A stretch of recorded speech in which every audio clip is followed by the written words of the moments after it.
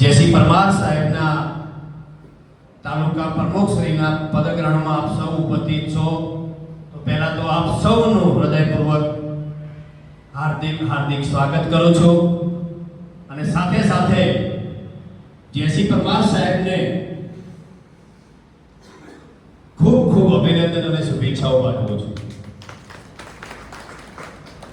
આ કાર્યક્રમમાં હમણાં જ વિદાય લીધી એવા બહુ નિડર ઉત્સાહી પૂર્વ ધારાસભ્ય શ્રી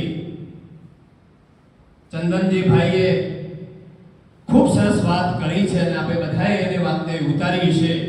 એવા ચંદનજી ભાઈ, એવા નર્મળ સિભાવના, એવા રામજીભાઈ, બાપુજી, મુકેશભાઈ, મોહબ્બતસિંહ, રામજીભાઈ, આપણા જિલ્લા પંચાયતના ચૂંટાયેલા સદસ્યશ્રીઓ, તાલુકા પંચાયતના ચૂંટાયેલા સદસ્યશ્રીઓ, નગરપાલિકાના ચૂંટાયેલા સદસ્યશ્રીઓ અને ખૂબ ઉમદા મન રાખીને તન મન અને ધનથી સ્થાનિક સ્વરાજ્યની ચૂંટણીઓમાં પ્રમુખ તરીકેનું જેમણે કામ કર્યું છે એવા અને એમણે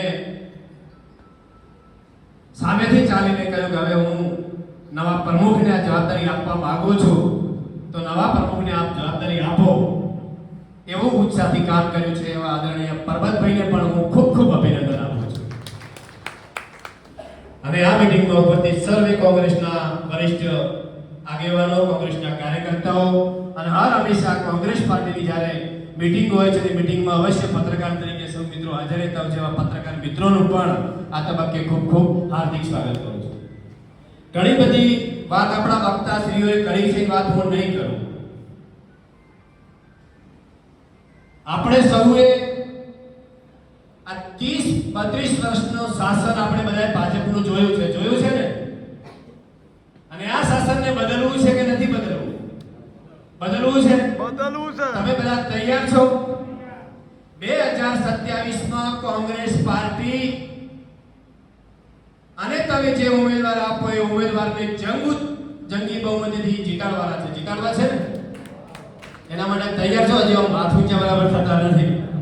બસ આપણે આ જ કામ કરવું છે. એના માટે મારી જવાબદારી છે કે ભાષણ તો અહીંયા બધા થશે, વક્તાઓ વાત મૂકશે, પણ મહત્વનું કામ જે ચંદનજીએ વાત કરી કાચા કાનના, અને કાચા કાનના મટીને આપણે સાચું કામ એક સંગઠનના માધ્યમથી જે કંઈ પણ ખામીઓ આવે છે એ સંગઠન હશે તો એ ખામીઓ ઓટોમેટિક દૂર થઈ જશે.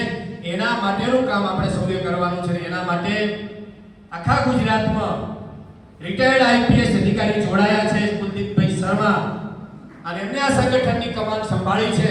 અને એમના નેતૃત્વમાં અમિતભાઈ ચાવડા જે રાત દિવસ સતત કોંગ્રેસ પાર્ટી માટે ચિંતા વ્યક્ત કરે છે, કામ કરે છે, અને એ કામને આપણે આગળ ધપાવવાનું છે. એના માટે આપણે સૌએ સંગઠનમાં કામ કરવાનું છે. હમણાં કીધું રણજીતસિંહભાઈએ કે પાછળ એક મીટિંગ લેવાની છે. સાચી મીટિંગ આપણે એ છે, એમના માધ્યમ થકી એક જન સુધી પહોંચવાનું છે. જ્યાં સુધી આપણે આપણી જવાબદારી નહીં સમજીએ ત્યાં સુધી કોઈ કામ નહીં થઈ શકે. એવી તાકાત સંગઠનમાં છે, ને સંગઠન જ આપણને જીતાડશે 2027માં. એટલા માટે મંડળ પ્રમુખ અને સેક્ટર પ્રમુખની આપણે, હું તો એવું કહું છું કે ભોજન આપણે પછી કરીશું. પહેલી મીટિંગ કરવાની છે, મીટિંગ પછી જ આપણે ભોજન કરીશું. તો જેમની મંડળની જવાબદારી છે, જેમને સેક્ટરની જવાબદારી આપી છે, એ જ પ્રમુખ અને વધારાના જે નામ રણજીતભાઈ એડ કર્યા છે એવા જ લોકો તરત મીટિંગ પતે આપણે એ મીટિંગની શરૂઆત કરીશું. મીટિંગ પતે પછી આપણે ભોજન લઈશું. એટલા માટે ખૂબ ચિંતાના વિષયો છે. 30 વર્ષના શાસનમાં આપણે બધા જોઈએ છીએ કે હિન્દુત્વના નામ ઉપર, રામ મંદિરના નામ ઉપર વોટ લઈ અને રાજનીતિ કરીને સત્તામાં આવનારા બેઠેલા લોકોએ હમણાં જ આપણે જોયું છે કે રામ મંદિર ભગવાનનું પણ એમને છોડ્યા નથી, એમણે પણ ચોરી કરી લીધી છે. અંબાજીના મંદિરનો પણ વિષય સામે આવ્યો છે. એટલે આવા જે હિન્દુત્વનો જે ઠેકો લઈને ફરનારા લોકોને સાચી ઓળખ આપણા એક જન સુધી પહોંચે એના માટે સંગઠનના માધ્યમથી આપણે આ બધું કામ કરવાનું છે.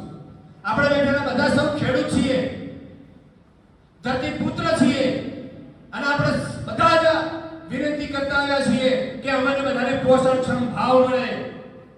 અત્યારે ભાવ મળતા રહેતા નથી.